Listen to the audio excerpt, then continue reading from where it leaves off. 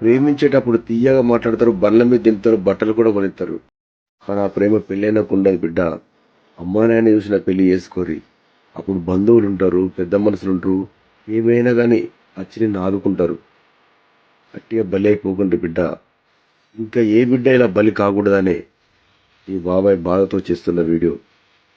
అద్దు పిల్లలు. ఈ వీడియో చూశాక నా కళ్ళల్లో నీళ్ళు ఆగట్లేదు.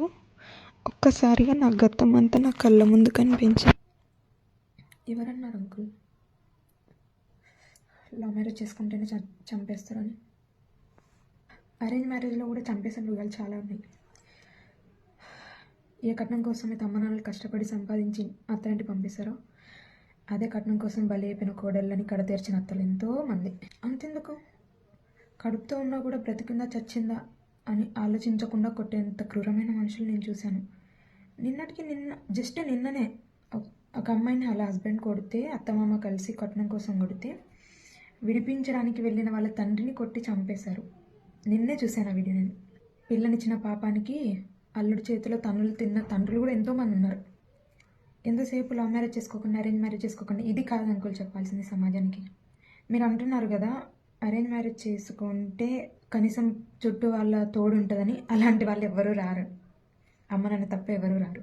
అలాంటి ఆశలు కూడా ఎవరు పెట్టుకోకండి. ఒకవేళ ఫ్యూచర్లో అరేంజ్ మ్యారేజెస్ చేసుకోవాలనుకున్న వాళ్ళు కూడా, వాళ్ళ ఇంట్లో వాళ్ళు కానీ అతను కానీ మిమ్మల్ని చంపేయాలని అనుకుంటున్నా వాడిని అక్కడే వదిలేసి రమ్మని చెప్పండి.